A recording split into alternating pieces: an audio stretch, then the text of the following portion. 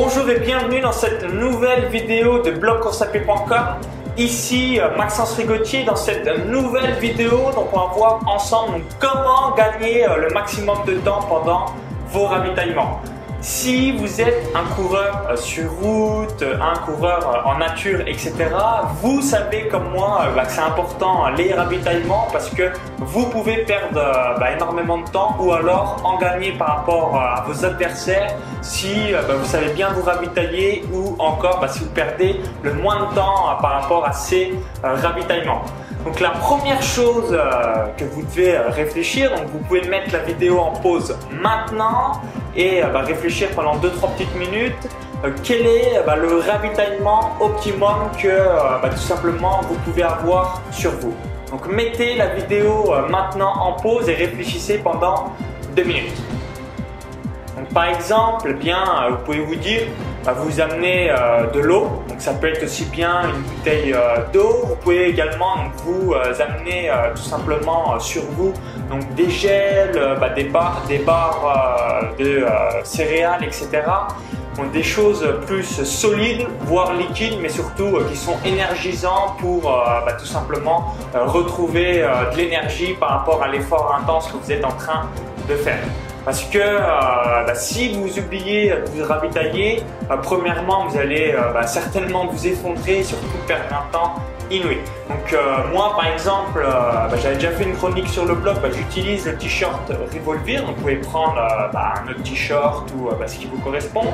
Mais moi c'est assez simple, je mets par exemple une bouteille d'eau donc à l'arrière de mon t-shirt Revolver.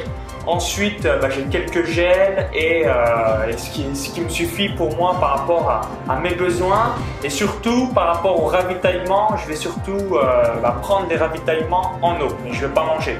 Donc, si vous faites tout simplement des efforts qui sont de l'ultra, qui s'arrêtent à 25-30 km grosso modo, généralement votre ravitaillement en autonomie peut suffire amplement. Donc si vous avez des petites poches à l'avant de votre t-shirt, vous pouvez tout simplement glisser des gels ou des différentes barres et à l'arrière vous pouvez tout simplement avoir de l'eau, ce qui est vraiment vital pour ne pas être déshydraté.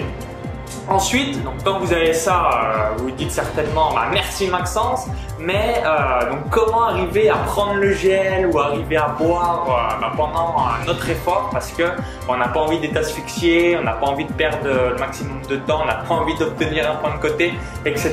etc. Donc moi, ce que je recommande, si vous êtes par exemple dans des courses de trail ou de montagne, moi c'est ce que je fais systématiquement, c'est quand il y a des côtes comme ça, certaines fois, vous avez des véritables murs parce que vous avez 300, 500 mètres de dénivelé positif en 2 ou 3 km, c'est des véritables murs.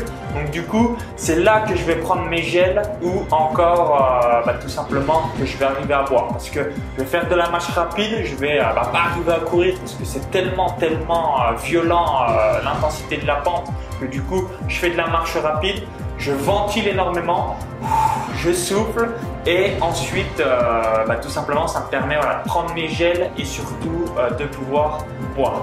En revanche, si vous êtes sur des courses sur route comme 10 km, grosso modo vous allez arriver sans boire à faire la course à peu près. Sinon, si vous faites des distances comme 15 km, un semi-marathon, etc., là c'est important en fait de ralentir un tout petit peu votre cadence pour arriver à boire. Surtout, vous ralentissez pendant, on va dire 15-20 secondes, juste le temps de prendre votre gorgée, ensuite de bien expirer pour pas être asphyxié sur le plan du souffle et ensuite, sans aucun problème, vous allez pouvoir reprendre le fil de l'effort. Donc pour récapituler, si vous êtes vraiment dans les trails, dans la montagne, moi, c'est ce que je fais principalement, ce que je vous recommande, c'est de vous ravitailler quand vous êtes dans les grosses côtes parce que comme tout le monde est en train de marcher, vous n'allez pas perdre de temps et surtout, vous allez arriver à recharger la batterie et quand c'est sur du plat, typiquement la route, le bitume,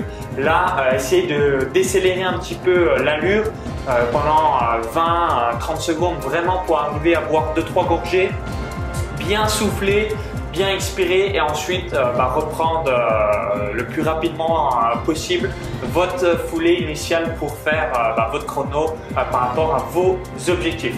Donc merci d'avoir visionné cette vidéo. Donc, et vous, comment faites-vous pour vous ravitailler? Est-ce que tout simplement vous arrêtez pendant les ravitaillements? Est-ce que vous ravitaillez dans les montées quand c'est la montagne? Est-ce que vous décélérez l'allure, donc vous allez moins vite pour vous ravitailler? Est-ce que vous avez tout sur vous, donc vous avez votre ravitaillement en autonomie pour vous permettre tout simplement d'être au top, au maximum tout au long de la course? Donc, une nouvelle fois, je parle principalement des ravitaillements jusqu'à 25-30 km quand c'est vraiment des ultras. J'en ai jamais fait, donc je ne vais pas vous donner de conseils et de recommandations, mais n'hésitez pas à me donner votre retour d'expérience. Donc merci d'avoir suivi cette vidéo. Donc je vous dis à très vite sur mon blog blogcoursapied.com. Donc cliquez sur le lien à l'intérieur de la vidéo YouTube, ça va vous rediriger sur mon blog et vous allez avoir donc d'autres conseils en vidéo. À très vite!